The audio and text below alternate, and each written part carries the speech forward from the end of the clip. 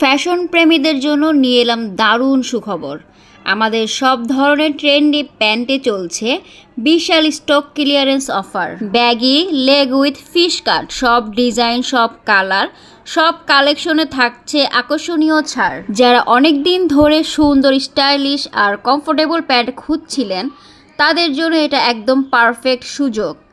Style আর comfort দুটোই একসাথে থাকবে। বর্তমানে ট্রেন্ড অনুযায়ী বাছাইকৃত সব ডিজাইন এখন পাচ্ছেন অনেক কম দামে।